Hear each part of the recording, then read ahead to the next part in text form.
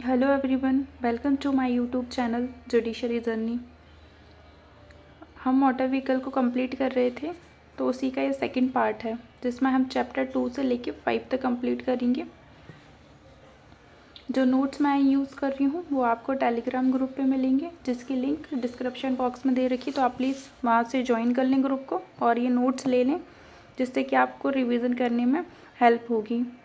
बैरेक्ट का हर एक section, sub section, proviso, time limit, authority, सब कुछ मैंने यहाँ ला के रख दिया है, जो कि रिवीजन करने में भी और याद रखने में भी हमें काफ़ी हेल्प होगी। ठीक है, क्योंकि हमको जैसे हम एमपी और डीपीओ के लिए टारगेट कर रहे हैं, तो एमसीक्यू बेस हमें एग्ज़ाम देना है, तो इतना सफिशिएंट है। आप अगर इतना कर लेते हैं तो एक भी आपका क्वेश्चन बाहर नहीं जाएगा इससे, क्योंकि हर एक चीज़ मैंने यहाँ पर लिखी हुई है और जो चीज़ें मुझे लगी वो मैंने हाईलाइट भी की हैं, जैसे टाइम, डेट वगैरह, ये सारी चीज़ें। ठीक है, जो भी इस चैनल पे फर्स्ट टाइम विज़िट करें, प्लीज़ चैनल को सब्सक्राइब कर लें, जिससे आने वाली वीडियो का नोटिफिकेशन आपको मिल जाए और मुझे भी थोड़ा लगे कि आपको मेरे वीडियोज़ काफ़ी हेल्पफुल हो रहे हैं, थोड़ा मैं भी मोटिवेट हूँ। तो प्लीज़ आप सब्सक्राइब भी करें, लाइक करें, शेयर करें। आइए चलिए स्टार्ट करते हैं। चैप्टर सेकंड में क्या बोला है, जो मोटर व्हीकल्स हैं उनके ड्राइवर का लाइसेंस, ये दिया हुआ है सेक्शन 3 to 28। ओके, इसी के साथ आपको डेफिनेशन क्लॉजेस भी पढ़ना है।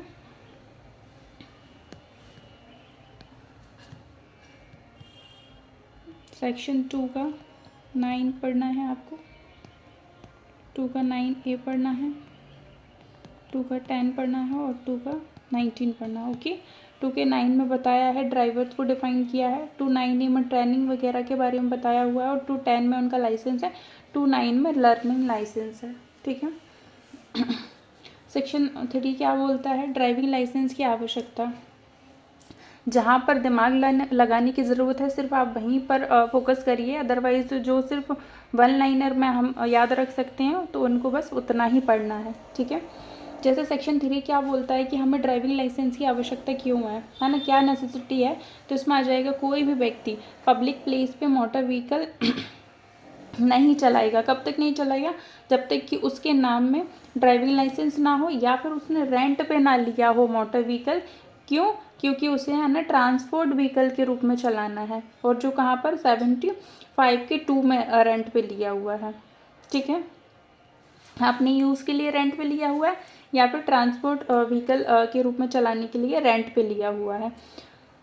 अगर आपके पास ड्राइविंग लाइसेंस होगा तभी आप पब्लिक प्लेस पे मोटर व्हीकल चला सकते हैं। ठीक है, सबसेक्शन 2 बोलता है कि जो लर्नर हैं, क्योंकि वो भी तो ड्राइवर में ही आ रहे हैं ना तो वो पब्लिक प्लेस पे मोटर व्हीकल चलाएंगे, इसके लिए कंडीशन कौन बताएगा, तो सेंट्रल गवर्नमेंट बताएगी। ठीक है, इसमें कुछ नहीं है, सिर्फ ये है कि पब्लिक प्लेस पे मोटर व्हीकल चलाने के लिए आपके पास ड्राइविंग लाइसेंस होना चाहिए, सिंपल। सेक्शन 4 बोलता है कि मोटर व्हीकल चलाने के लिए एज लिमिट क्या होगी, है ना। तो इसमें आ जाता है कि कोई भी व्यक्ति जो 18 ईयर से कम है, जिसकी एज 18 ईयर से कम है, वो पब्लिक प्लेस पे मोटर व्हीकल नहीं चलाएगा। ठीक है, ये तो जनरल रूल है। और पब्लिक प्लेस को कहाँ डिफाइन किया है, तो 2 के 35 में। ओके, उसके बाद आ जाता है प्रोवाइजो, बोलता है कि अगर आपने 16 ईयर की एज कंप्लीट कर ली है तो आप 50 सीसी इंजन वाली मोटरसाइकिल आप पब्लिक प्लेस पे चला सकते हैं। ठीक है, उसके बाद आ जाता है कि सब्जेक्ट टू सेक्शन 18 में बोला है कि सेंट्रल गवर्नमेंट के मोटर व्हीकल के बारे में बताया हुआ है। ठीक है, बोला है कि अगर आप 20 ईयर से कम हैं तो कोई भी ट्रांसपोर्ट व्हीकल आप पब्लिक प्लेस पे नहीं चला सकते हैं।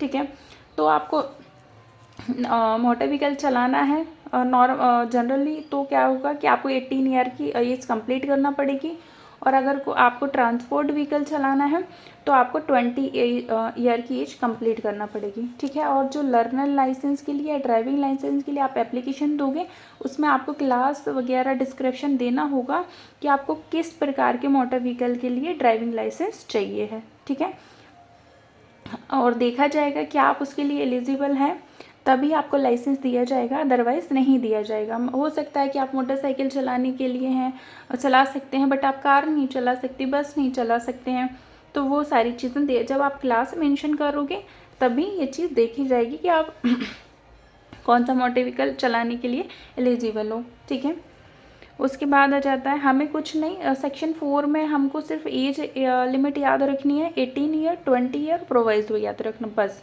और सेक्शन 3 में हमें कुछ याद नहीं रखना है।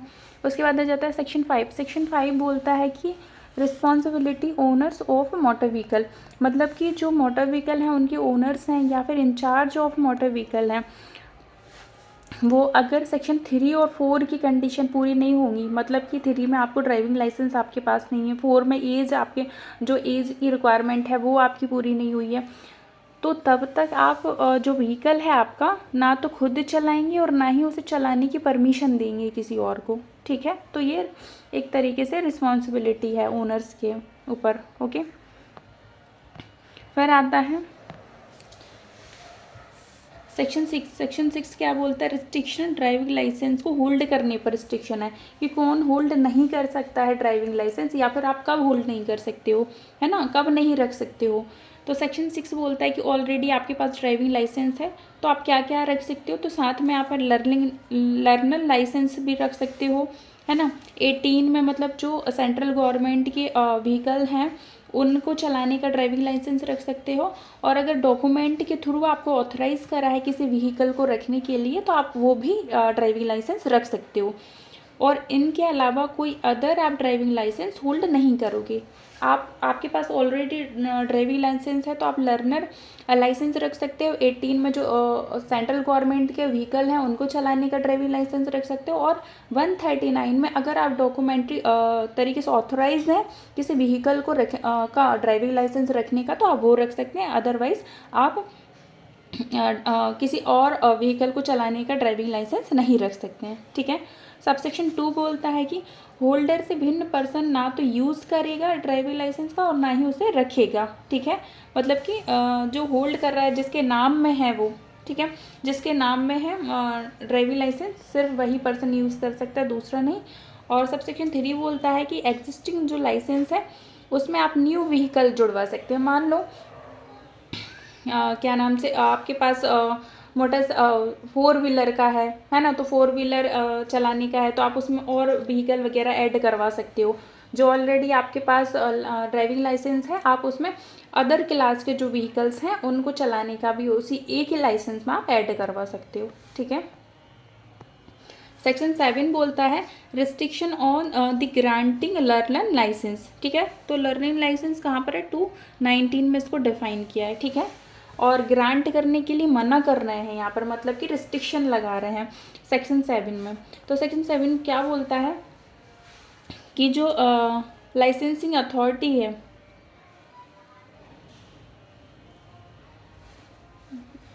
एक सेकेंड,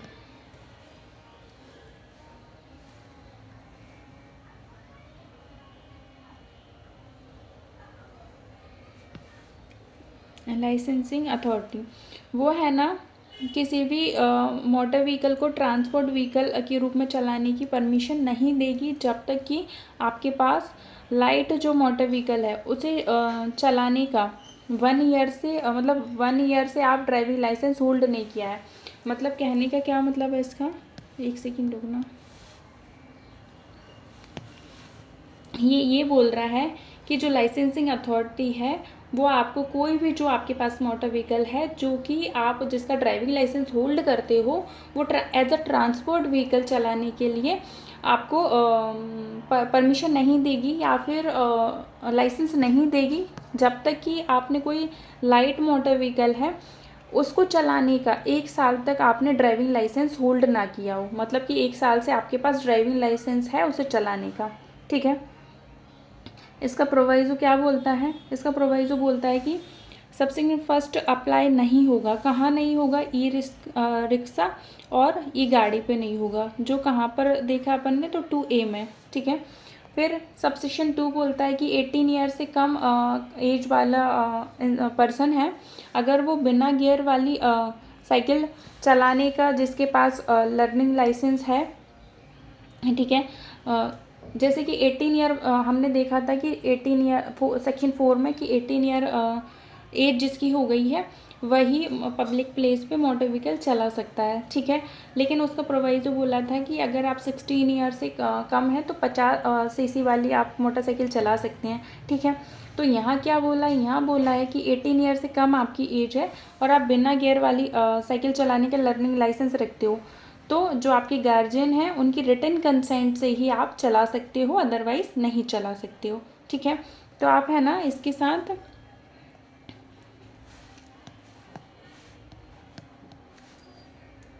सेक्शन 4 का जो प्रोवाइजो है ना वो भी इसी के साथ आप पढ़ो, क्योंकि वो भी 18 ईयर से कम वालों की बात कर रहे हैं, ठीक है।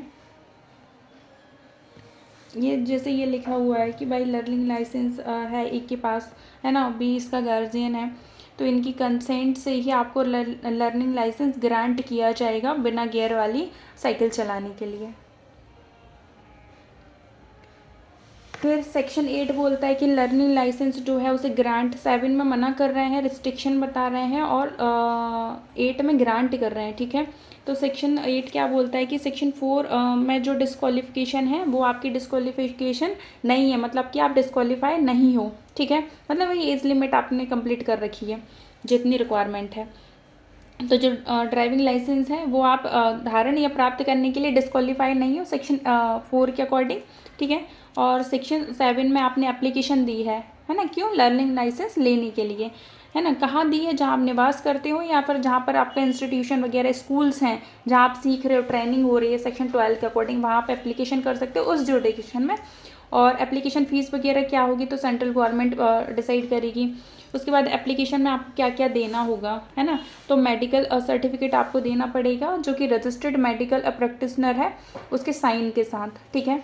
फिर सबसेक्शन 4 बोलता है कि लर्निंग जो लाइसेंस है उसके लिए रिफ्यूज़ कर सकते हैं देने के लिए जो कि लाइसेंसिंग अथॉरिटी है, क्यों, क्योंकि आप अनफिट हो, ठीक है। वो अनफिट लगता है उसको ये मेडिकल वगैरह देख के, तो वो रिफ्यूज़ कर सकती है।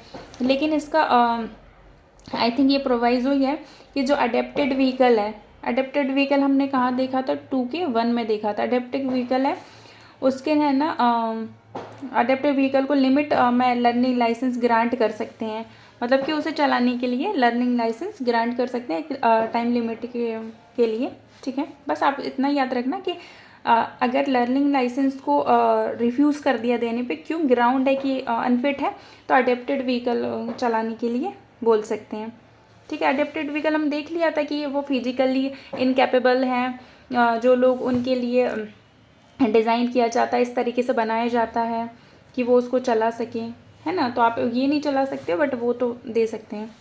उसके बाद कंडीशन वगैरह है सबसेक्शन 5 में, सबसेक्शन 6 में दिया ग्रांट, है ना, ग्रांट कर देंगे। 4 में मना कर रहे हैं और 6 में ग्रांट कर रहे हैं कि भाई जो कॉम्पिटेंट अथॉरिटी है अगर वो असमर्थ है ना, असमर्थ है लर्निंग लाइसेंस ग्रांट करने में, तो फिर दूसरी अथॉरिटी, मतलब कि जिसका जुरिडिक्शन नहीं है वो ग्रांट कर रही है, तो जिसका जुरिडिक्शन है फिर वो उसे सूचना देती है, बताती है, ठीक है। ये प्रोवाइजो है इसके, ये दोनों मैंने ये रेड में लिखा हुआ है, तो बस आपको इतनी ज़रूरत नहीं है, सिर्फ एक हम समझने के लिए मैंने ये लिखा हुआ है।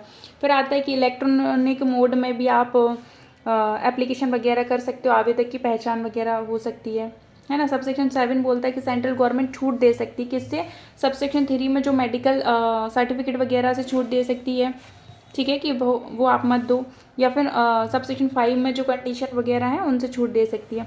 उसके बाद आता है कि इस एक्ट के बिफोर अगर आपके पास लर्निंग लाइसेंस था तो वो इफेक्टिव होगा, ठीक है।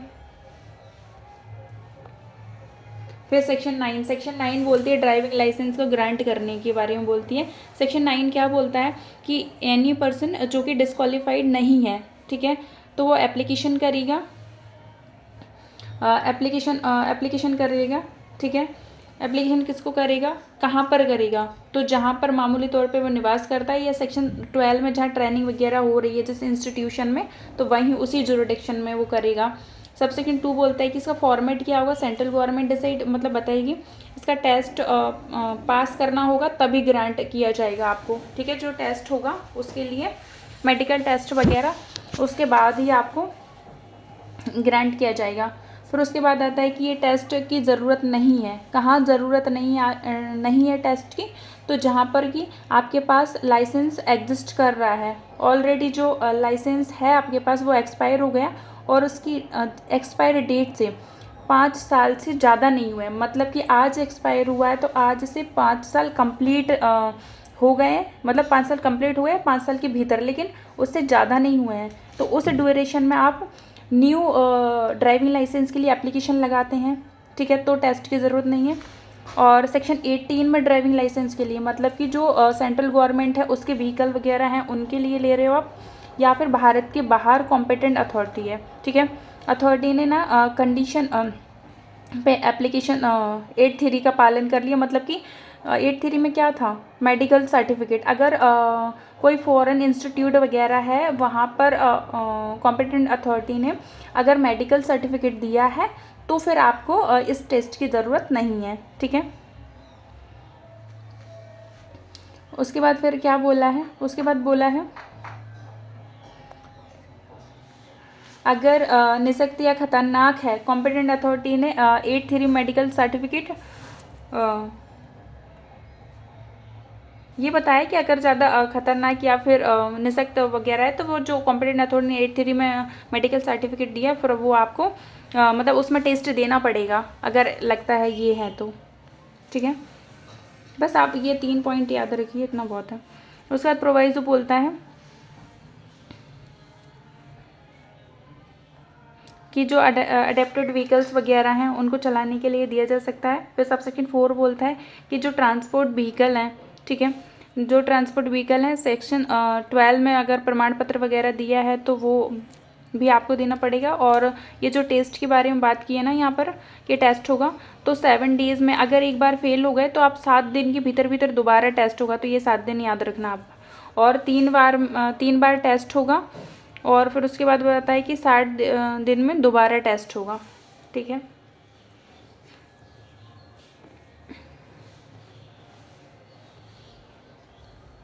उसके बाद आता है इसी के सबसेक्शन हैं, ये सबसेक्शन 6 से दिया हुआ है कि एप्लीकेशन जो व्हीकल वगैरह दिया है उसका टेस्ट होगा, मतलब जो व्हीकल के लिए एप्लीकेशन दी है वो भी देखा जाएगा। गेयर वाली है तो आप विदाउट गेयर वाली तो चला ही सकते हैं।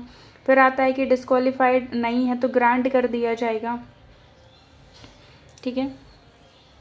अगर आपके पास डुप्लीकेट है, पहले डुप्लीकेट दे रखी है तो फिर अभी ये वाला नहीं दिया जाएगा आपको। फिर 8 में आ जाता है कि रिफ्यूज़ करने से पहले है ना हियरिंग होगी आपकी। और उसके बाद आता है कि रिफ्यूज़ किन ग्राउंड पे किया जा सकता है कि आप हैबिचुअल ड्रंक करते हैं, आप ड्रग लेते हैं, क्रिमिनल एक्टिविटी में इन्वॉल्व हैं, है ना, ड्रग एडिक्ट हैं आप, या फिर आपके पास जो ड्राइविंग लाइसेंस था उसको रिवोक कर लिया है। तो ये 3 कंडीशन पे क्या होगा, आपको रिफ्यूज़ कर दिया जाएगा ड्राइविंग लाइसेंस देने पर, ठीक है।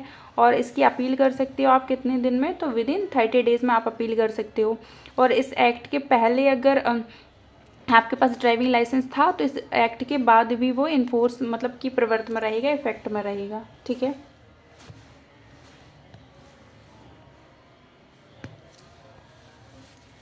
फिर उसके बाद आता है सेक्शन 10।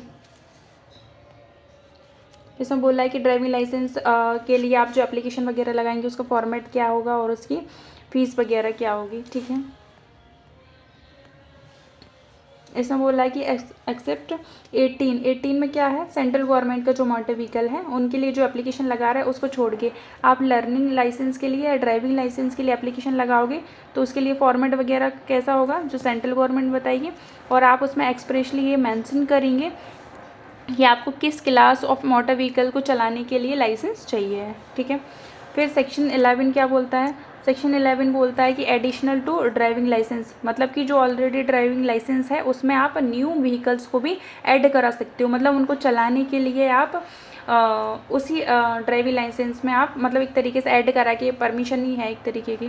तो ये बोलते हैं कि जो ड्राइविंग लाइसेंस है उसको होल्ड करा है आपने किसी भी क्लास के मोटर व्हीकल को चलाने का, तो अदर क्लास के मोटर व्हीकल को चलाने के भी आप उसमें ऐड करवा सकते हो और इसमें सेक्शन 9 अप्लाई हो जाएगा।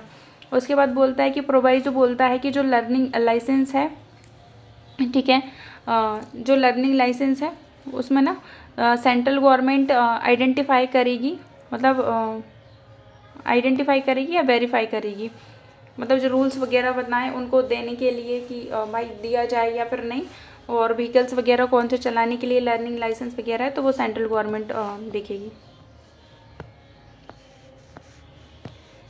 फिर आता है सेक्शन 12। सेक्शन 12 में बताया हुआ है कि जो स्कूल्स हैं, ठीक है, स्कूल्स हैं जो कि ट्रेनिंग के लिए जो ड्राइवर्स वगैरह हैं उनकी ट्रेनिंग के लिए ये इस्टेब्लिश किए गए हैं, रेगुलेट किए जाते हैं। और इन्हें कौन करता है, तो सेंट्रल गवर्नमेंट रूल्स बनाती है और उन रूल्स के अकॉर्डिंग स्टेट गवर्नमेंट उनका अनुज्ञापन लाइसेंस वगैरह देती है और उनका विनियमन रेगुलेशन करती है। ठीक है, रूल्स क्या आ जाएंगे कि ऐसे स्कूल्स को स्थापना करना, उनकी ग्रांट, कैसे स्कूल जो ट्रेनिंग वगैरह देते हैं ड्राइवर्स को वो ग्रांट करना, रिन्यू करना, रिवॉक करने के लिए। उसके बाद आता है उनका सुपरविज़न करने के लिए फॉर्म एंड कंटेंट क्या होंगे, कंडीशन क्या होंगे, अपील वगैरह करने का क्या रहेगा उसमें, है ना, कंडीशन, एजुकेशन के लिए क्या कंडीशन होगी, और जो वहाँ पर सिलेबस वगैरह होगा उसका नेचर, ड्यूरेशन क्या होगा, शिक्षा के लिए टूल्स क्या क्या होंगे, प्रमाइसेस, सुटेबल प्रमाइसेस कौन सी होगी, क्वालिफिकेशन क्या होगी, है ना, inspection of schools, maintenance of records और फाइनेंशियल स्टेबिलिटी और सर्टिफिकेट्स, सच अदर मैटर्स। ठीक है, इनके लिए रूल्स बना सकती है। और सेंट्रल गवर्नमेंट चाहे तो छूट दे सकती है। और इस एक्ट के अगर पहले कोई भी इंस्टीट्यूट था और वो कंटिन्यू था तो 1 महीने तक, मतलब इस एक्ट के बाद 1 महीने तक कंटिन्यू रहेगा। और 1 महीने के भीतर आप इस एक्ट के अंदर एप्लीकेशन दे के उसे इस एक्ट के अंदर इस्टेब्लिश किया गया है ऐसे करके आप उसमें परमिशन ले सकते हैं। ठीक है, उसके बाद आ जाता है कोर्स कंप्लीट हो जाएगा ड्राइविंग लाइसेंस का, तो आप मतलब कोर्स कंप्लीट हो गया आपका ड्राइवर्स का तो आप उनको ड्राइविंग लाइसेंस दे दोगे। फिर 9.5 बोलता है कि औपचारिक चालक प्रशिक्षण वगैरह, ठीक है, पाठ्यक्रम प्रशिक्षण मॉड्यूल वगैरह क्या होगा तो इसके लिए सेंट्रल गवर्नमेंट बताएगी। फिर सेक्शन 13 बोलता है कि ड्राइविंग लाइसेंस इफेक्टिव और एक्सटेंट, तो आ जाएगा कि ड्राइविंग लाइसेंस और लर्निंग लाइसेंस जो है वो इंडिया के भीतर हर जगह इफेक्ट रहेगा, मतलब हर जगह उसका एक्सटेंट रहेगा। उसके बाद आता है सेक्शन 14। सेक्शन 14 बोलता है कि मोटर व्हीकल है का ड्राइविंग लाइसेंस का चालू रहना कब तक रहेगा, तो बोलते हैं कि लर्निंग लाइसेंस कब तक चालू रह सकता है, तो 6 महीने तक। ठीक है, और ड्राइविंग लाइसेंस है जो कि रिन्यू कराया है आपने या फिर इशू हुआ है। ठीक है, ट्रांसपोर्ट व्हीकल जो हैं वो तो 5 साल तक ही रहेंगे। ठीक है, 5 साल तक लाइसेंस वैलिड रहेगा। और बाकी जो ड्राइविंग लाइसेंस हैं मतलब कि जो मोटर व्हीकल के हैं जो कि ट्रांसपोर्ट व्हीकल में नहीं चला रहे, आपको ऐसे याद रखना है लर्निंग लाइसेंस कितने दिन तक वैलिड रहेगा, कितने महीने तक, तो 6 महीने तक। ट्रांसपोर्ट व्हीकल के लिए आपके पास लाइसेंस है तो वो 5 साल तक रहेगा। और उसमें यह जाता है अगर जो ट्रांसपोर्ट व्हीकल है वो डेंजरस ट्रांसपोर्ट व्हीकल में आ रहा है तो 3 साल तक रहेगा। ठीक है, और अदर जो मोटर व्हीकल हैं उनका अगर जो व्यक्ति है, जो पर्सन है जो कि ड्राइविंग लाइसेंस होल्ड करता है, अगर वो 30 साल से कम का है तो 40 साल तक रहेगा। ठीक है, अगर वो 30 से 50 साल के बीच में है, 50 से कम है तो 10 साल तक रहेगा। और 50 और 55 के बीच में है वो, ठीक है, तो 60 साल तक रहेगा। और 55 से ऊपर का है तो 5 साल तक वैलिड रहेगा। ठीक है, आप इस तरीके से याद रखेंगे। ट्रांसपोर्ट व्हीकल जनरल क्या टाइम ड्यूरेशन है उसका, मतलब कितने टाइम तक वैलिड, तो 5 साल तक। अगर डेंजरस है तो 3 साल तक। उसके बाद लर्निंग लाइसेंस 6 महीने तक। और अदर व्हीकल्स हैं अगर 30 साल से कम के पर्सन के पास है, 30 साल से कम का व्यक्ति है तो 40 साल तक। 30 से 50 के बीच का है तो 10 साल तक। 50 से 55 के बीच का है तो 60 साल तक। और 55 से ऊपर है तो 5 साल तक। ठीक है, उसके बाद सेक्शन 15। सेक्शन 15 क्या बोलता है कि ड्राइविंग लाइसेंस को रिन्यू कराने का बोलता है, रिन्यूअल। तो इसमें आ जाएगा कि आपको कैसे कराओगे, आपको एप्लीकेशन देना होगी। एप्लीकेशन कहाँ दोगे, जो लाइसेंस अथॉरिटी है उसको दोगे। ठीक है, क्यों, रिन्यू कराने के लिए। उसके बाद कब देना होगा, तो एप्लीकेशन जो एक्सपायर जो आपका लाइसेंस है उसका जो एक्सपायर डेट है उससे 1 साल के पहले पहले दे दो, या फिर उसका जो एक्सपायर डेट उसका मतलब एक्सपायर हो गया उसके 1 साल के बाद, ठीक है। और इफ़ेक्ट कब से आएगा, जब से आपने रिन्यू कराया है तब से वो फिर से इफ़ेक्ट में आ जाएगा। मतलब कि जो टाइम ड्यूरेशन है ना उसका वैलिड का, जैसे 5 साल है तो आज रिन्यू कराया तो आज से 5 साल तक चलेगा, ऐसे करके, ठीक है। सेकेंड प्रोवाइजो क्या बोलता है कि भाई आप जो एप्लीकेशन दोगे ट्रांसपोर्ट व्हीकल की, ट्रांसपोर्ट व्हीकल के को रिन्यू कराने की, या फिर आपने ना 40 साल कंप्लीट कर लिए हैं उस फिर आप रिन्यू कराने के लिए, मतलब जो बंदा दे रहा है ना अपना ड्राइविंग लाइसेंस रिन्यू कराने का वो 40 साल का हो गया है, या फिर ट्रांसपोर्ट व्हीकल को आपने दिया हुआ है, तो उसके साथ कुछ एडिशनल फॉर्मेलिटी है वो आपको करना पड़ेगी। इसमें बोला है कि 8 का 3 में आपको मेडिकल सर्टिफिकेट देना पड़ेगा। 8 4 अप्लाई हो जाएगा, जैसे कि एज अ लर्निंग लाइसेंस के लिए अप्लाई होता है 8 4, उस तरीके से ये 2 चीज़ें 2 फॉर्मेलिटीज़ हैं वो भी आपको करना पड़ेगी, ठीक है। फिर बोलता है सबसेक्शन 2 एप्लीकेशन फॉर्मेट वगैरह क्या होगा, तो सेंट्रल गवर्नमेंट बताएगी, ठीक है। एक्सपायरी डेट क्या होगी, तो बिफोर और आफ्टर 1 ईयर सेंट्रल गवर्नमेंट जो बताए वो होगी। फिर आता है एक्सपायर डेट 1 ईयर बाद, अगर एक्सपायर हो गया है, ठीक है, और 1 ईयर बाद आप रिन्यू के लिए एप्लीकेशन लगा रहे हो तो उसके लिए फ़ीस वगैरह क्या होगी, तो सेंट्रल गवर्नमेंट बताएगा। देखो यहाँ पर क्या था कि आपको रिन्यू के लिए कब एप्लीकेशन देनी है, जब आपकी एक्सपायर डेट जो है आपके लाइसेंस की उसके 1 साल के पहले दे दो, या ख़त्म अगर एक्सपायर डेट मतलब एक्सपायर डेट के बाद 1 साल के भीतर भीतर दे दो, ठीक है। तो आपकी फ़ीस नहीं लगेगी, लेकिन आप 1 साल एक्सपायर डेट के 1 साल बाद अगर आप देते हो ना तो फिर आपकी फ़ीस लगेगी और वो सेंट्रल गवर्नमेंट बताएगी वो, ठीक है। प्रोवाइजो क्या बोलता है, अगर पर्याप्त और उचित रीज़न थे कि 1 साल के अंदर अंदर क्यों नहीं दे पाए हैं, है ना, तो फिर वो नहीं लगेगी फ़ीस। फिर बोलता है प्रोवाइजो बोलता है कि डिनाई और रिफ्यूज़ करने का, कि ड्राइविंग लाइसेंस प्रभावहीन होने के बाद, मतलब कि भाई एक्सपायर हो गया है उसके 1 साल के बाद भी आप 1 साल के भीतर भीतर आप नहीं कर रहे हो, ठीक है, आपने नहीं किया है तो रिफ्यूज़ कर देंगे या डिनाई कर देंगे। लेकिन 9 के 3 में अगर आप से टेस्ट की रिक्वायरमेंट की जाती है और अगर आप टेस्ट दे देते हो तो 1 साल के बाद भी आपको रिन्यू करवा सकते हो, अगर आप नहीं देते हो तो फिर रिफ्यूज़ कर देंगे, मना कर देंगे, ठीक है। फिर आता है रिजेक्टेड दिया कि फ़ीस वापस अगर एप्लीकेशन रिजेक्ट कर दी तो फीस वापस हो जाएगी। फिर आता है लाइसेंसिंग अथॉरिटी, अगर वो नहीं है जिसने कि आपको लाइसेंस ग्रांट किया था दूसरी है, तो जैसे कि मान लो देखो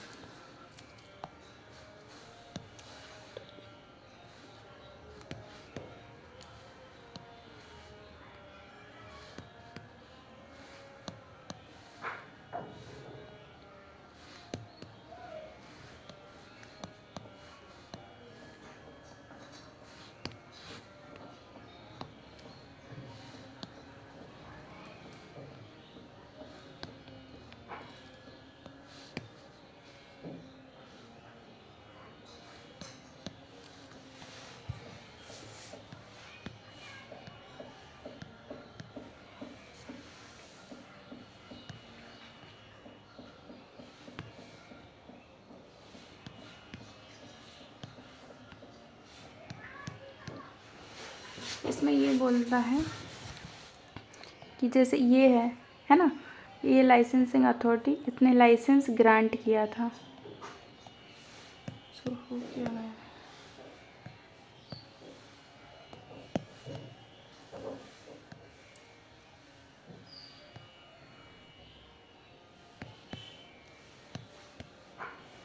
जी हाँ, जैसे कि इसने लाइसेंस है ना, लाइसेंसिंग अथॉरिटी है, इसने लाइसेंस ग्रांट किया था, ओके। फिर हम रिन्यू किससे करवा लेते हैं, बी से, ठीक है। अब इसने है ना क्या कर दिया है, रिन्यूअल, ठीक है। तो ना ये इसने जो रिन्यू किया है ना इसकी जानकारी इसको देगी, ठीक है, कि ये लाइसेंस मतलब जो भी एप्लीकेशन आई है फिर उसको रिन्यू करा दिया है, वही बात यहाँ पर दी हुई है कि अगर सेम अथॉरिटी नहीं है तो वो फिर उसको जानकारी देगी। सेक्शन 16 क्या बोलता है, रिवोकेशन ऑफ ड्राइविंग लाइसेंस किन ग्राउंड्स पर रिवोक हो सकता है। तो आ जाएगा कि डिसीज़ है कोई भी या फिर डिसेबिलिटी है, ठीक है। इन ग्राउंड्स पर हो सकता है। कौन कर सकता है? तो लाइसेंसिंग अथॉरिटी कर सकती है। किससे? जो कि ड्राइविंग लाइसेंस होल्ड करता है। अगर वो इनकैपेबल है, 8(3) में जो मेडिकल टेस्ट हुआ था उसके अकॉर्डिंग अगर वो इनकैपेबल है तो वो रिवोक हो जाएगा। कौन अथॉरिटी कर सकती है? तो सेम अथॉरिटी जिसने कि इशू किया था वो रिवोक कर सकती है। और अगर वो वही बात जो हमने यहाँ देखी थी कि अगर सेम अथॉरिटी नहीं है अथॉरिटी, तो फिर वो इशू करने वाली अथॉरिटी को इन्फॉर्म करेगी, इन्फॉर्मेशन देगी। ओके, फिर आता है सेक्शन 17। सेक्शन 17 क्या बोलता है? अपील। अगर रिफ्यूज़ कर दिया है ड्राइविंग लाइसेंस या फिर लाइसेंस लर्निंग लाइसेंस देने के लिए या रिवोकेशन के लिए, या फिर रिवॉक कर दिया है, ठीक है। जो 16 में रिवॉक कर दिया, ये रिफ्यूज़ कर दिया ये ग्रांट करने से, तो आप अपील कर सकते हो, ठीक है। किन ग्राउंड्स पे अपील हो सकती है? कि लर्निंग लाइसेंस या ड्राइविंग लाइसेंस देने से आपने रिफ्यूज़ कर दिया है, या फिर जो ड्राइविंग लाइसेंस है उसमें न्यू जो मोटर व्हीकल है ना, अदर क्लासेस के जो मोटर व्हीकल हैं वो आपने जोड़ने से मना कर दिया है ना, रिवोकेशन किया है आपने ड्राइविंग लाइसेंस का, तो फिर आप अपील कर सकते हैं। कहाँ? जो कि लाइसेंसिंग अथॉरिटी है वो रीज़न रिकॉर्ड करेगी, और जो एप्लीकेंट है और या फिर होल्डर है वो लोग कर सकते हैं, ठीक है। जो एग्रीव्ड पर्सन है वो ऑर्डर से, जो कि ये रिफ्यूज़ वगैरह का ऑर्डर दिया उसके 30 दिन के अंदर अंदर, है ना, 30 दिन के अंदर अंदर जो प्रेस्क्राइब्ड की है वो अथॉरिटी को अपील कर सकते हैं। और अपील डिसाइड होगी, पहले हियरिंग होगी, हियरिंग के बाद अपील डिसाइड होगी, ठीक है।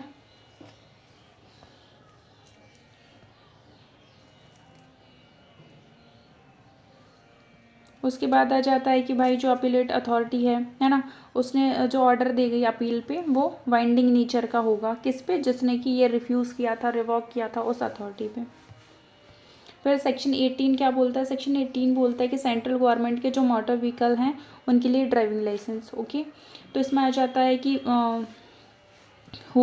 मतलब कि सेंट्रल गवर्नमेंट है वो ऑथराइज़ कर सकती है, ठीक है। किसे ऑथराइज़ कर सकती है? जो कि 18 ईयर्स जिसने कंप्लीट कर लिया है उसको। क्यों ऑथराइज़ करेगी?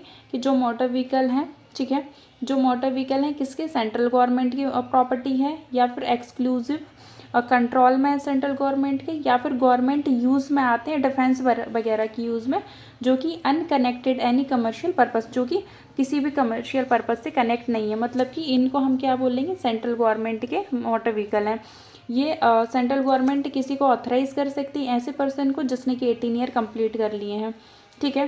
क्यों कर सकती है? कि वो इंडिया के अंदर कहीं भी, होल इंडिया में इफ़ेक्टिव रहेगा और उन्हें चला सकता है, ठीक है। और जो ड्राइविंग लाइसेंस दिया जाएगा ऐसे पर्सन को, उसमें क्लास दिया जाएगा, उसका डिस्क्रिप्शन, ड्यूरेशन, ये सब मेंशन होगा। जिस पर्सन के पास सेक्शन 18 का ड्राइविंग लाइसेंस है वो अदर व्हीकल नहीं चला सकता है, ठीक है।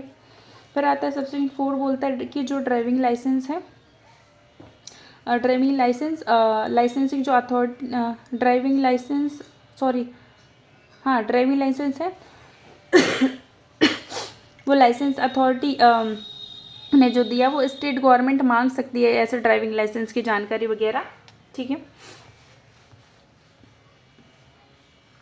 फिर सेक्शन 19 में दिया हुआ है कि लर्निंग जो अथॉरिटी है, लाइसेंसिंग अथॉरिटी है, ठीक है, वो ड्राइविंग लाइसेंस जो होल्ड करते हैं, होल्डर हैं, उनको है ना क्या कर सकती है? डिस्क्वालीफाई कर सकती है, रिवॉक कर सकती है ना।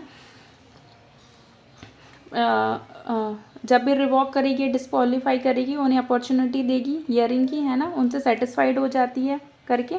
क्या सेटिस्फेक्शन आ जाता है? कि भाई हैबिचुअल ड्रंकेड पर्सन है, हैबिचुअल एडिक्ट है ना, ड्रंक एडिक्ट है, या फिर जो मोटर व्हीकल यूज़ किया है उसने किसी कॉग्निजेबल ऑफेंस को करने में यूज़ किया उस मोटर व्हीकल का, है ना, डेंजर है टू पब्लिक के लिए, फ्रॉड किया है, मिस रिप्रेजेंटेशन किया हुआ है ना, कमिटेड न्यूसेंस या फिर डेंजर्स कमिट किया है। सेक्शन 22(3) में जो टेस्ट वगैरह है उसमें फेल है, 18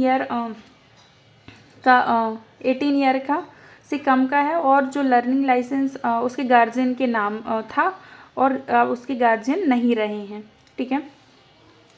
फिर उसके बाद आता है कि जो लाइसेंसिंग अथॉरिटी है वो रीज़न रिकॉर्ड करेगी, डिस्क्वालीफाई करेगी या फिर रिवॉक कर लेगी उसको। फिर इसमें क्या बोला जाता है कि 206 का सबसेक्शन 4 दिया है, उसमें अगर डिस्क्वालिफिकेशन करना है तो ऑल और एनी मोटर व्हीकल को अगर पहली बार कर रहे हैं तो अगर फर्स्ट टाइम अगर डिस्क्वालीफाइड कर रहे हैं इन ग्राउंड्स में जो ऊपर देखें तो 3 महीने तक का किया जाएगा, ठीक है। और अगर सेकेंड टाइम कर रहे हैं तो लाइसेंस को रिवॉक कर लिया जाएगा। मतलब 204 के 4 के अंडर आप अगर इन ग्राउंड्स में जो ऊपर दिए हैं आप अगर किसी को डिस्क्वालीफाई, पहले तो आप डिस्क्वालीफाइड करेंगे फर्स्ट टाइम अगर उसने ऑफेंस किया हुआ है, और सेकेंड टाइम आप उसका लाइसेंस रिवॉक कर सकते हैं, ठीक है। उसके बाद बोला है कि फिर आपसे लाइसेंस सरेंडर करने के लिए बोला जाएगा और आप अपील भी कर सकते हैं, ठीक है। और ये अपील आप कहाँ कर सकते हैं, ये 206 वाला जो क्लॉज दिया है ना, मतलब 1A के अंदर, वहाँ अपील कर सकते हैं आप, ऊपर नहीं कर सकते। लेकिन 206 में जो आपको डिस्क्वालीफाई किया या फिर रिवॉक करने का है आपके लाइसेंस का, तो आप उसमें अपील कर सकते हैं। सेक्शन 20 दिया हुआ है। सेक्शन 20 बोलता है कोर्ट डिस्क्वालीफाइड करेगा। सेक्शन 19 में क्या देखा, डिस्क्वालिफिकेशन दोनों में हो रही है, 19 में भी हो रही है और 19 में भी हो रही है और सेक्शन 20 में भी हो रही है। 19 में कौन कर रहा है, लाइसेंसिंग अथॉरिटी करती है, कुछ ग्राउंड्स दिए उन पे, और सेक्शन 20 में कोर्ट करता है, ठीक है। कोर्ट किन ग्राउंड्स पे करेगा, इसमें बोला है कि आपने ऑफेंस किया हुआ है इस एक्ट के अंडर, या फिर जो मोटर व्हीकल है आपने उसे यूज़ करा है ऑफेंस करने में, ठीक है, और आप कन्विक्ट हो गए हो, उस कोर्ट ने आपको कन्विक्ट कर दिया है, ठीक है, ऑफेंस के लिए, तो और दंड तो आपको पनिश तो करेंगे, उसके साथ साथ आपका जो ड्राइविंग लाइसेंस है उसके लिए आपको डिस्क्वालीफाइड कर देंगे कि आप उसको होल्ड नहीं कर सकते हो, ठीक है। फिर इसका प्रोवाइजो क्या बोलता है कि 183 के अकॉर्डिंग अगर आपने फर्स्ट टाइम किया और सेकेंड टाइम ऑफेंस किया है तो उसके अंडर आपको ये ड्राइविंग जो लाइसेंस है उसको होल्ड करने के लिए डिस्क्वालीफाइड नहीं करेंगे। मतलब सबसेक्शन फर्स्ट में जो बोला है ना कि डिस्क्वालीफाइड कर देंगे, तो उसमें नहीं करेंगे। 183 के अंडर आपको ये ऑर्डर नहीं दिया जाएगा। सबसेक्शन 2 बोलता है कि अगर डेथ हो जाती है ना, 132, 134 एक्सीडेंट हो जाता है और 1 मंथ तक, मतलब 185 भी दिया हुआ है इसमें कि ड्रिंक वगैरह करके आप ड्राइव कर रहे हो और इंजरी हो जाती है तो 3 मंथ तक। इसमें ना डिस्क्वालिफिकेशन दी है, अगर 132 में डेथ हो जाती है, 134 में एक्सीडेंट हुआ है, ठीक है, तो 1 मंथ तक आप डिस्क्वालीफाइड रहेंगी ड्राइविंग लाइसेंस को होल्ड करने में। और 185 में आप अगर ड्रिंक करके ड्राइव कर रहे हो, इंजरी वगैरह हो जाती है, तो 3 महीने तक आपका जो ड्राइविंग लाइसेंस है उसे होल्ड करने में आपको डिस्क्वालीफाइड कर दिया जाएगा। ये टाइम ड्यूरेशन दिया है कि कितने टाइम तक आपको कौन कौन से सेक्शन के अंडर आपको डिस्क्वालीफाइड कर दिया जाएगा, ठीक है। फिर आता है कन्विक्शन। अगर 184 में जो कन्विक्ट हुआ है 5 ईयर तक हुआ है, मतलब पुनः कन्विक्ट हो गया है दोबारा, 189 में 2 साल तक और 192 में 1 साल तक कन्विक्ट हुआ है, तो फिर आपको ये डिस्क्वालीफाइड कर दिया जाएगा। मतलब कि जो यहाँ पर ये कन्विक्शन वाली बात हो रही है ना, तो इन सेक्शन के अंडर आपको इतना इतना कन्विक्शन हुआ है तो आपका जो ड्राइविंग लाइसेंस है वो भी आपको मतलब होल्ड करने से आपको डिस्क्वालीफाइड कर दिया जाएगा। और सबसेक्शन फर्स्ट में जो ऑर्डर दिया हुआ है डिस्क्वालीफाइड का, आपको उसमें अपील नहीं करने का राइट होगा। फिर उसके बाद आता है सेक्शन 21। सेक्शन 21 बोलता है कि ड्राइविंग लाइसेंस का सस्पेंशन, ठीक है, निलंबन के बारे में बात करता है कि 184 में है ना डेथ हो जाती है या फिर ग्रीवियस इंजरी हो जाती है ना, तो आपका जो ड्राइविंग लाइसेंस है वो 6 महीने तक सस्पेंड कर दिया जाएगा, ठीक है। कब से, रजिस्टर्ड डेट से, मतलब कि जब आपका ये केस रजिस्टर्ड होता है ना उस डेट से आपको 6 महीने तक सस्पेंड कर दिया जाएगा। कब तक, जब तक कि आप डिस्चार्ज नहीं हो जाते, दोष मुक्त नहीं हो जाते तब तक। और जो ड्राइविंग लाइसेंस, मतलब 6 महीने तक तो रहेगा ही, लेकिन अगर 6 महीने के बीच में आप डिस्चार्ज हो जाते हैं, दोष मुक्ति हो जाती है, तो 6 महीने से पहले ही आपका जो सस्पेंशन है वो कैंसिल कर दिया जाएगा, ओके। फिर आता है कि ड्राइविंग लाइसेंस जो सस्पेंड कर दिया जाएगा उसको सीज कर लिया जाएगा, है ना। अगर आप एक्विटल हो जाते हो या डिस्चार्ज कर दिए जाते हो तो जो आपका सस्पेंशन है वो कैंसिल कर दिया जाएगा, मतलब 6 महीने के पहले ही। और अदर ड्राइविंग लाइसेंस भी आप होल्ड नहीं कर सकते हो, ठीक है।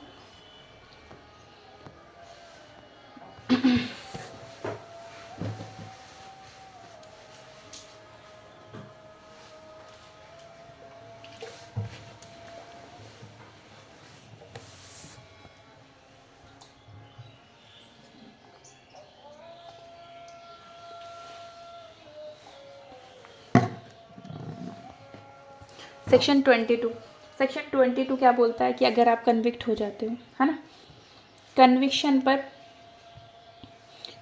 पर आपका जो ड्राइविंग लाइसेंस है उसे कैंसिल कर दिया जाएगा या फिर सस्पेंड कर दिया जाएगा। ठीक है, तो ये क्या बोलता है, सबसेक्शन फर्स्ट बोलता है कि 21 का फर्स्ट जो हमने अभी देखा सस्पेंशन, और 184 के अकॉर्डिंग अगर आप डेथ हो जाती, ग्रीवियस हर्ट हो जाता, आपको कन्विक्ट कर दिया जाता है, तो कोर्ट क्या करेगा, आपका ड्राइविंग लाइसेंस को सस्पेंड कर सकता है, कैंसिल कर सकता है।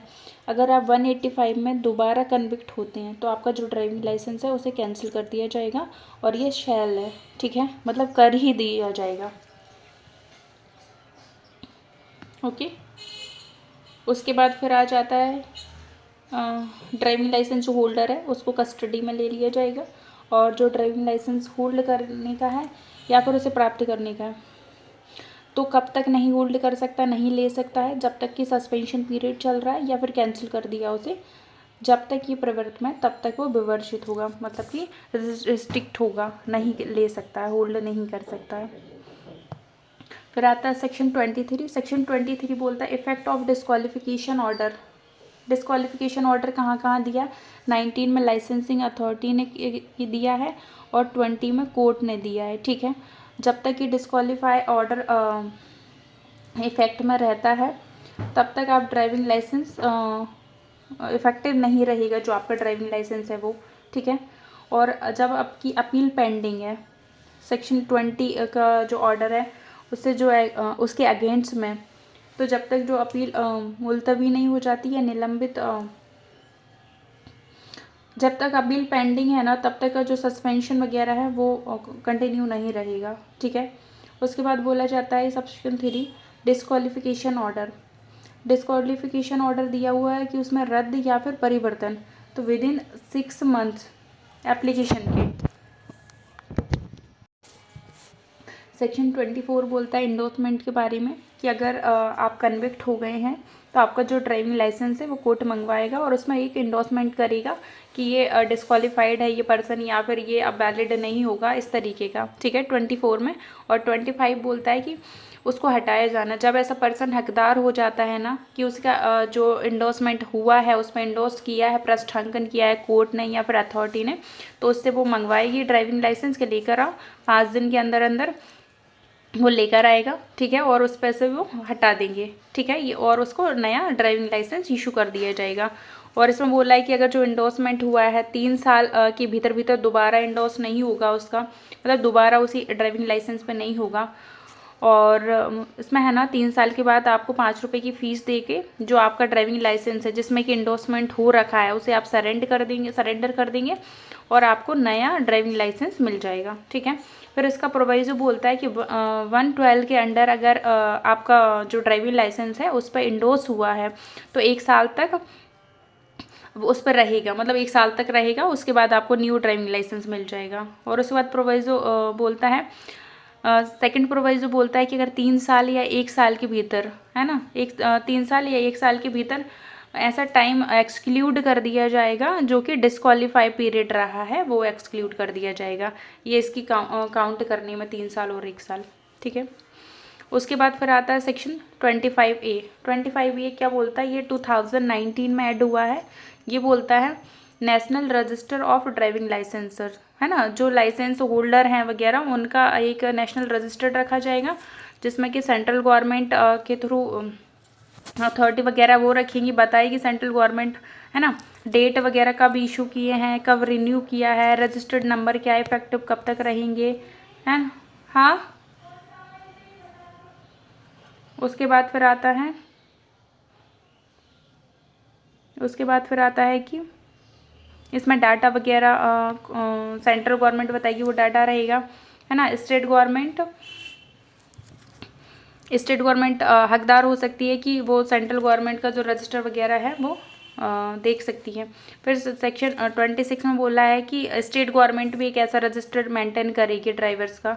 ठीक है, ड्राइविंग लाइसेंस वगैरह हो, उसमें नेम हो, उनका एड्रेस हो, डेट हो, एक्सपायर डेट हो, मोटर व्हीकल क्लास, मतलब किस टाइप का मोटर व्हीकल चलाने के लिए ड्राइविंग लाइसेंस इशू किया है, और अदर जो कि सेंट्रल गवर्नमेंट प्रेस्क्राइब करे। फिर सेक्शन 27 बोलता है सेंट्रल गवर्नमेंट के रूल्स बनाने की पावर दी है, और सेक्शन 28 में स्टेट गवर्नमेंट के रूल मेकिंग पावर दी है। ठीक है। फिर आता है चैप्टर 3। चैप्टर 3 में क्या बोला है? चैप्टर 3 बात करता है कंडक्टरों का अनुज्ञापन, मतलब कि लाइसेंस। अभी हमने ड्राइवर्स का पढ़ा है और आप कंडक्टरों का पढ़ेंगे। ठीक है। और मंजिल गाड़ियाँ कहाँ डिफाइन है? तो 2 के 40 में मंजिल गाड़ियाँ डिफाइन है। और अगर कंडक्टर की बात करेंगे तो 2.5 में उनको डिफाइन किया है, और 2.6 में लाइसेंस के बारे में बताया। ये है ना 29 से 38 तक जाएगा ये। ठीक है। जिसमें इतने सेक्शन 29 से 38 तक हैं। उसके बाद 29 वही बेसिक बात करता है जैसे सेक्शन 3 में बोला है कि कंडक्टर्स लाइसेंस की आवश्यकता, नेसेसिटी क्या है। तो इसमें बोला है कि लाइसेंस तभी कंडक्टर होल्ड कर सकते हैं जब तक कि वो नियोजित या अनुज्ञात नहीं करें, लाइसेंस नहीं दिया जाएगा। मतलब कि कोई भी कंडक्टर के रूप में एज अ कंडक्टर काम करने के लिए तभी वो कर सकता है जबकि उसके पास लाइसेंस हो। ठीक है। और उसके बाद स्टेट गवर्नमेंट है वो कंडीशन बता सकती है कि जो ड्राइवर है अगर उसे कंडक्टर का काम करने के लिए, है ना, कंडक्टर का काम करने के लिए अगर उसको नियोजित किया जाता है, या फिर कोई अदर व्यक्ति है उसे कंडक्टर का काम करने के लिए 1 महीने के लिए अगर नियोजित किया जाता है तो उसके लिए क्या कंडीशन होगी। ठीक है।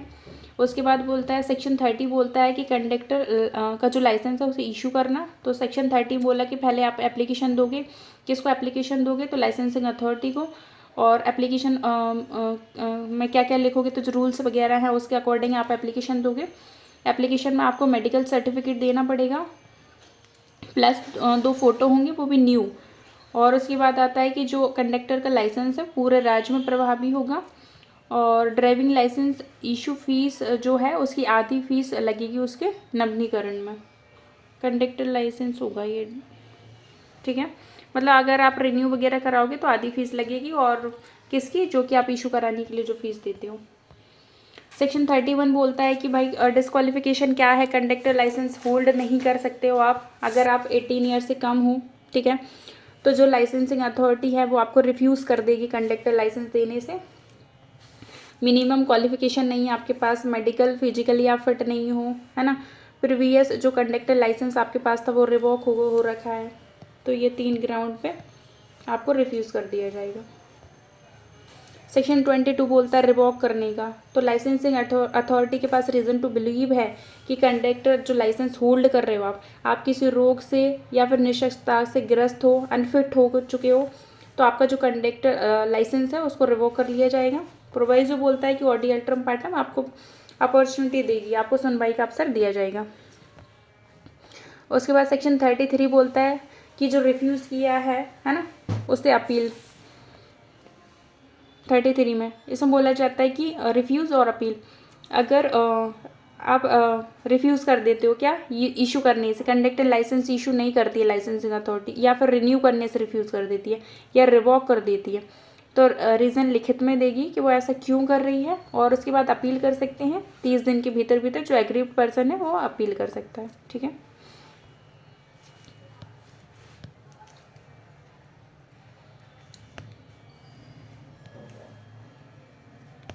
उसके बाद आ जाता है सेक्शन 34। सेक्शन 34 क्या बोलता है? डिस्क्वालिफिकेशन क्या रहेंगी कंडक्टर की। तो जो कॉम्पिटेंट अथॉरिटी है वो 1 साल तक डिस्क्वालीफाई कर सकती है। ठीक है, कर सकती है। और कंडक्टर लाइसेंस को बोल सकती है कंडक्टर से कि आपका लाइसेंस सरेंडर करो आप। और अदर आपके पास अदर लाइसेंस वही सेम आ जाएगा इस पर कि अगर इशू करने वाली अथॉरिटी नहीं है तो जो डिस्क्वालीफाई कर रही है तो वो उसको सूचना देगी, है ना, दूसरी अथॉरिटी को। और 30 दिन के अंदर अंदर आप अपील कर सकते हैं। जहाँ कुछ नहीं है समझाने का, जहाँ ज़्यादा दिमाग लगाने की ज़रूरत नहीं है, मैं आपको वर्ड टू वर्ड बता रही हूँ, बस इतना बहुत है। ठीक है। उसके बाद आ जाता है 35। सेक्शन 35 क्या बोलता है कि डिस्क्वालिफिकेशन यहाँ पर कौन कर रहा है? लाइसेंसिंग अथॉरिटी डिस्क्वालीफाई कर रही है और यहाँ पर कोर्ट कर रहा है, वही सीन आ जाता है। ठीक है। सेक्शन 19 का और सेक्शन 20 का इधर कि अगर ऑफेंस किया है ना आपने, और कन्विक्ट हो गए हो, ठीक है, तो कोर्ट क्या करेगा, एक पीरियड के लिए आपको, इसमें है ना यहाँ दिया हुआ है कि लाइसेंस अथॉरिटी 1 साल के लिए डिस्क्वालीफाई कर सकती है, लेकिन कोर्ट का टाइम पीरियड नहीं दिया है कि कितने टाइम के लिए आपको डिस्क्वालीफाई कर दिया जाएगा, कि कंडक्टर लाइसेंस आप होल्ड नहीं करोगे, ठीक है। उसके बाद आ जाता है कि जो डिस्क्वालीफाई ऑर्डर है उससे आप अपील कर सकते हैं, है ना। जैसे कि कन्विक्शन से अपील होगी ना जिस कोर्ट में, उसी कोर्ट में आपको डिस्क्वालीफाई जो ऑर्डर है ना उससे अपील कर सकते हो, सेम कोर्ट होगा। फिर सेक्शन 36 क्या बोलता है, 36 बोलता है कि भाई जो कंडक्टर लाइसेंस हैं उन पर भी अप्लाई होगा क्या क्या, तो सेक्शन 6 का 2 हो जाएगा, 14 में जो कंटिन्यू का दिया हुआ वो हो जाएगा, 15 में रिन्यू के प्रोविज़न हो जाएंगे, है ना। कब तक चलेगा, टाइम दिया हुआ है ना वहाँ 14 में कि कौन कौन सा, जैसे ड्राइविंग लाइसेंस अगर ट्रांसपोर्ट व्हीकल के लिए चला रहे हो तो 5 साल, डेंजर्स वगैरह है तो 3 साल, तो वही सेम टू सेम कंडक्टर पे अप्लाई हो जाएगा, मतलब कि उसका टाइम ड्यूरेशन वगैरह कितना क्या रहेगा, है ना। रिन्यू करने का, डिस्क्वालिफिकेशन इफेक्ट का आ जाएगा, इंडोर्समेंट का आ जाएगा, उसको हटाया जाना, जैसे ड्राइविंग लाइसेंस पे हो रहा है ना, same to same conductor licence पे होगा। फिर सेक्शन 37 बोलता है कि अगर इस एक्ट के पहले अगर आपके पास कंडक्टर लाइसेंस था तो इस एक्ट के बाद भी वो इफेक्ट में रहेगा। सेक्शन 38 बोलता है कि स्टेट गवर्नमेंट के रूल मेकिंग पावर, ठीक है। ये चैप्टर हमारा ख़त्म हो गया, इसमें कुछ नहीं है। 30 जहाँ कहीं भी अपील है इस एक्ट के अंदर, इस एक्ट के अंडर अपील के लिए सिर्फ आप 30 दिन याद रखो, ठीक है। कहीं भी आप पढ़ोगे 30 दिन से ज़्यादा टाइम नहीं है, सिर्फ 30 दिन है। फिर आ जाता है चैप्टर 4। चैप्टर 4 बात करता है मोटर व्हीकल के रजिस्ट्रेशन के बारे में, ये है 39 से लेके 65 तक। चैप्टर 2 में हमने देखा ड्राइवर्स के बारे में, चैप्टर 3 में देखा हमने कंडक्टर के बारे में, अब हम देखेंगे मोटर व्हीकल का रजिस्ट्रेशन।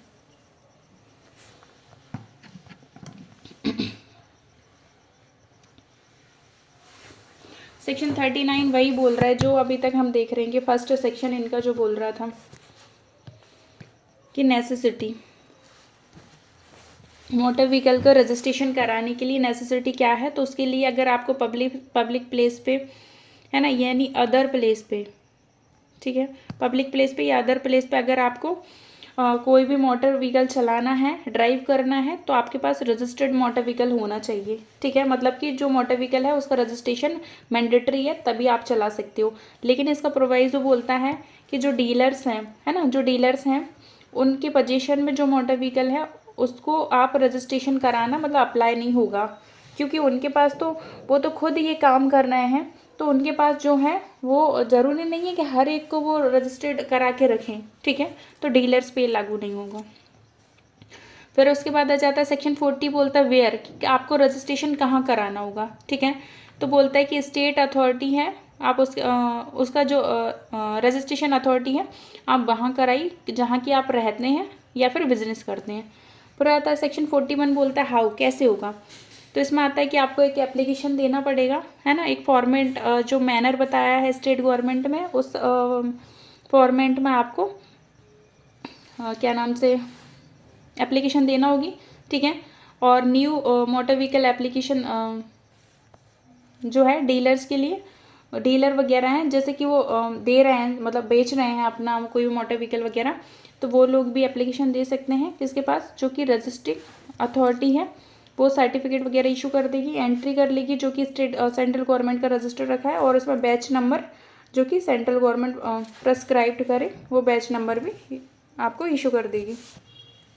फिर आता है सेक्शन 42 में, है ना, स्पेशल प्रोविज़न दिए हुए हैं किसके लिए, कि जो राजनयिक अधिकारी हैं उनके जो मोटर व्हीकल हैं उनके रजिस्ट्रेशन के लिए स्पेशल प्रोविज़न दिए।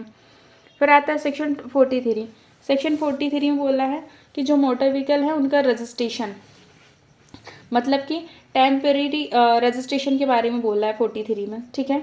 इसमें आ जाता है कि सेंट्रल गवर्नमेंट क्या करेगी, स्टेट गवर्नमेंट को डिस्क्राइब करेगी कि रजिस्ट्रेशन मार्क वगैरह आप इस तरीके से लगाओ, मतलब टेम्परेरी, और जो कि 1 महीने तक रहेगा टेम्परेरी पीरियड। फिर आता है सेक्शन 44। सेक्शन 44 में क्या बोला, प्रोटेक्शन ऑफ मोटर व्हीकल। जब आप रजिस्ट्रेशन के लिए कोई भी मोटर व्हीकल के लिए एप्लीकेशन दोगे तो फर्स्ट टाइम जो डीलर है, फर्स्ट टाइम आपको मोटर व्हीकल जनरली तो आपको मोटर व्हीकल प्रोड्यूस करना पड़ेगा, मतलब बताना पड़ेगा, पेश करना पड़ेगा, लेकिन डीलर हैं उनके लिए ये फर्स्ट टाइम पेश करने की आवश्यकता नहीं है। ठीक है। फिर उसके बाद आता है जिसके नाम से रजिस्ट्रेशन सर्टिफिकेट इशू किया है वो रजिस्टर्ड मोटर व्हीकल या फिर अंतरित मोटर व्हीकल को प्रोटेक्शन की आवश्यकता नहीं होगी। ठीक है। कहाँ कहाँ पर नहीं होगी, अगर डीलर फर्स्ट टाइम कर रहा है तो वहाँ पर नहीं होगी, और ऑलरेडी रजिस्टर्ड मोटर व्हीकल है या फिर ट्रांसफ़र किया हुआ मोटर व्हीकल है तो उसको प्रोटेक्शन की भी आवश्यकता नहीं होगी, है ना, प्रोड्यूस करने की। फिर आता है सेक्शन 45। सेक्शन 45 में बोलता है कि रिफ्यूज़ किया हुआ है रजिस्ट्रेशन से या रिन्यू करने से मना किया हुआ है। ठीक है। इसमें कब कर सकते हैं, तो जो रजिस्टरिंग अथॉरिटी है ना उसके पास रीज़न टू बिलीव है कि आपने चुराया हुआ है, जो मोटर व्हीकल आप रजिस्टर्ड करा रहे हो ख़राब है ना, आपकी कंडीशन फुलफिल करने में असफल रहे हो, गलत आपने गलत विशिष्टियाँ दी हैं, एप्लीकेशन में गलत दिया है। ठीक है। तो फिर वो रिफ्यूज़ कर सकती है, ना तो रिन्यू करेगी और ना ही रजिस्टर्ड करेगी। फिर आता है सेक्शन 46। सेक्शन 46 में भाई इफेक्टिव दिया हुआ है कि कब तक इफेक्ट में रहेगा, मतलब कहाँ रहेगा, तो रजिस्टर्ड जो मोटर व्हीकल है इंडिया में सर्वत्र प्रभावशील होगा, मतलब इंडिया के भीतर कहीं भी। सेक्शन 47 क्या बोलता है कि अदर स्टेट में अगर जो मोटर व्हीकल हमारे स्टेट में, इस स्टेट में रजिस्टर्ड है, ठीक है, तो अदर स्टेट में भी बराबर इफेक्ट में रहेगा, लेकिन अगर आप 12 महीने से अधिक अगर आप उसे दूसरे स्टेट में रख रहे हो तो आपको न्यू रजिस्ट्रेशन की आवश्यकता होगी। ठीक है। इसमें दिया हुआ है कि स्वामी जो है उसका वो न्यू रजिस्ट्रेशन के लिए आवेदन नहीं देता है तो सेक्शन 77 के अंडर उसे 100 रुपये का फाइन लग जाएगा।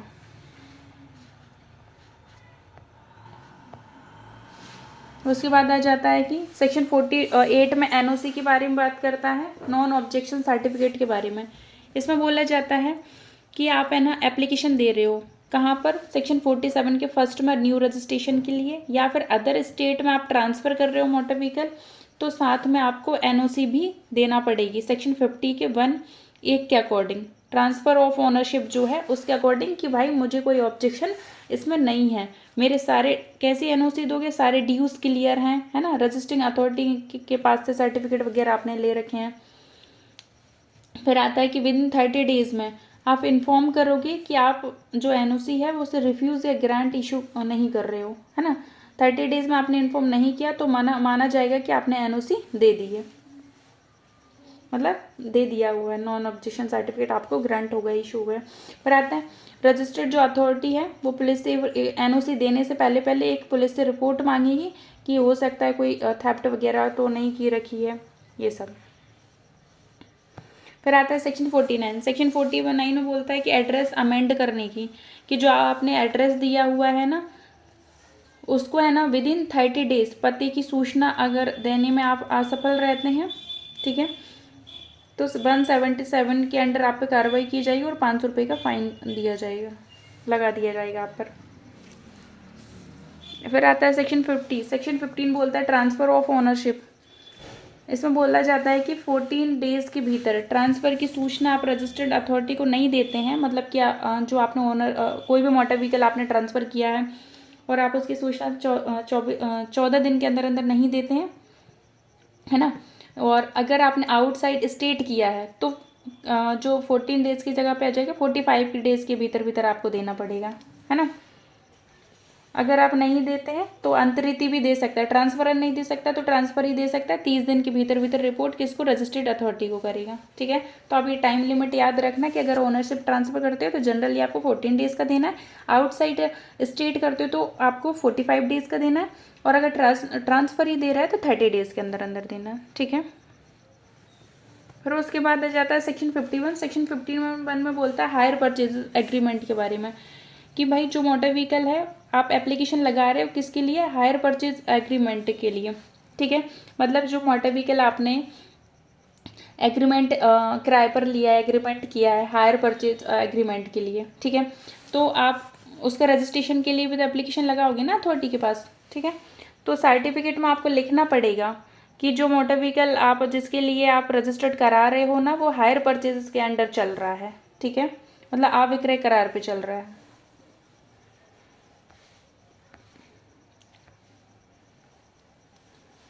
उसके बाद आ जाता है सेक्शन 52। सेक्शन 52 में बोला है कि अगर एक बार मोटर व्हीकल का रजिस्ट्रेशन हो गया है, फिर उस मोटर व्हीकल में परिवर्तन नहीं किया जाएगा, ठीक है। फिर आता है सेक्शन 53। सेक्शन 53 बोलता है suspension of registration, motor vehicle का रजिस्ट्रेशन करने के सस्पेंशन के बारे में, कि अगर रजिस्टर्ड अथॉरिटी है या फिर अदर अथॉरिटी के पास रीज़न टू बिलीव है, किन ग्राउंड्स पे, कि भाई ये जो मोटर व्हीकल है सार्वजनिक स्थान में खतरा हो सकता है, इससे खतरा रखता है ना, या फिर रूल्स का कंप्लाई नहीं किया है उस पर्सन ने जिसने कि एप्लीकेशन लगाई है, भाड़े या परिश्रमक पर यूज़ किया है विदाउट परमिट के, ठीक है। तो ये कब तक किया है उसने, हाँ ये 3 ग्राउंड किया है, तो उसको ना सस्पेंड कर दिया जाएगा, मतलब कि रजिस्ट्रेशन नहीं होगा। कब तक, जब तक कि उसमें अगर कोई खराबियाँ वगैरह हैं वो दूर नहीं हो जाती, या फिर उसने जो यूज़ किया है ना विदाउट परमिट के, तो इसके 4 महीने की तक सस्पेंड रहेगा। उसके बाद फिर आ जाता है सेक्शन 54। 54 क्या बोलता है, सेक्शन 53 में सस्पेंशन अगर 6 महीने तक जारी रहता है ना, तो जो रजिस्ट्रेशन हुआ है मोटर व्हीकल का वो रद्द कर देगी रजिस्ट्रेशन अथॉरिटी, ठीक है। सेक्शन 55 बोलता है कि जो मोटर व्हीकल, अगर कोई मोटर व्हीकल है नष्ट हो गया है स्थायी रूप से और वो लायक नहीं रहा है उसे यूज़ करने के लिए, तो इसकी रिपोर्ट 14 डेज़ के अंदर अंदर आपको रजिस्ट्रिंग अथॉरिटी को देना पड़ेगी। सेक्शन 56 बोलता है कि भाई ट्रांसपोर्ट व्हीकल है, अगर वो ठीक हालत में होने का प्रमाण पत्र, अगर वो ठीक है तो उसे ठीक हालत में होने का प्रमाण पत्र दिया जाएगा, मतलब वही रजिस्ट्रिंग अथॉरिटी से आपको लेना पड़ेगा। फिर सेक्शन 57 बोलता है अपील, और अपील कौन कौन से सेक्शन से होगी, तो 41, 42, 43, 45, 47, 48, 49, 50, 52, 53, 55 और 56 में जो ऑर्डर दिया है उससे जो एग्रीव्ड पर्सन है वो 30 दिन के भीतर प्रेस्क्राइब जो अथॉरिटी है उससे अपील कर सकती है। उसके बाद सेक्शन 58 बोलता है कि ट्रांसपोर्ट व्हीकल के बारे में विशेष उपबंध 58 में दिया, 57, 58, 56, 58 साथ में पढ़ना है, और 59 पे कि जो मोटर व्हीकल हैं उनकी एज जो फिक्स करनी है वो कौन करेगा, मतलब कितने टाइम तक मोटर व्हीकल को चलाया जा सकता है, तो सेंट्रल गवर्नमेंट। सेक्शन 60 बोलता है कि सेंट्रल गवर्नमेंट के जो व्हीकल्स वगैरह उनका रजिस्ट्रेशन, हमने कहाँ देखा था, सेक्शन 18 में देखा था ना, सेक्शन सेंट्रल गवर्नमेंट के व्हीकल्स। फिर आता है सेक्शन 62A 2019 में ऐड हुआ है, इसमें बोलता है कि आकार से बड़े जो मोटर व्हीकल हैं, है ना, उनका रजिस्ट्रेशन उपयुक्त नहीं होगा, उनके लिए प्रमाण पत्र देने का निषेध किया हुआ है। सेक्शन 62B बोलता है मोटर व्हीकल का एक राष्ट्रीय रजिस्टर रखा जाएगा, ठीक है, जैसे कि 25A में बोला था ना राष्ट्रीय रजिस्टर रखने की, और राज्य रजिस्टर्ड था 26 में, तो वही यहाँ पर है। फिर आता है कि सेंट्रल गवर्नमेंट के रूल मेकिंग पावर तो 64 में है, और 65 में आ जाती है स्टेट गवर्नमेंट की। जहाँ कुछ नहीं है ज़्यादा दिमाग लगाने की, वहाँ मैंने बहुत फटाफट तरीके से बताया हुआ है, और आप बस उस तरीके से पढ़ना जिस तरीके से मैंने बताया हुआ है, ठीक है, और ज़्यादा दिमाग लगाने की ज़रूरत नहीं है। फिर बोलता है 62 में बोला है कि भाई चुराए हुए या फिर बरामद किए हुए जो मोटर यान है उनके संबंध में जानकारी का पुलिस द्वारा राज्य परिवहन प्राधिकरण को दिया जाना, ठीक है। तो कौन देगा, ये पुलिस देगी। कि स्टेट गवर्नमेंट के जो स्टेट गवर्नमेंट चाहे तो जो पब्लिक इंटरेस्ट में है उसकी रिपोर्ट कौन देगा, तो महानिरीक्षक या फिर अदर पुलिस ऑफिसर देगा, किसको, स्टेट गवर्नमेंट को। फिर आता है चैप्टर 5 में दिया हुआ है कि जो ट्रांसपोर्ट व्हीकल हैं उन पे कंट्रोल, नियंत्रण, ये दिया हुआ है 66 से 96 तक, ठीक है। तो 66 क्या बोलता है भाई, नेसेसिटी के बारे में हर एक का, हमने चैप्टर 2 देखा, चैप्टर 3 देखा, 4 देखा, उसका फर्स्ट सेक्शन नेसेसिटी के बारे में बात करता है कि क्यों ज़रूरत है इसकी, ठीक है।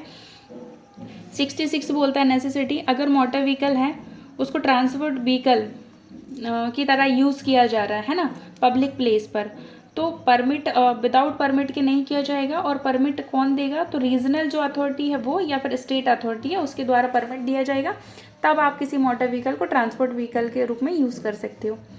फिर बोला जाता है अगर 9 और मोर पर्सन है ना, ऐसा मोटर व्हीकल है जिसमें 9 और मोर पर्सन बैठ सकते हैं उसमें, तो सेंट्रल स्टेट गवर्नमेंट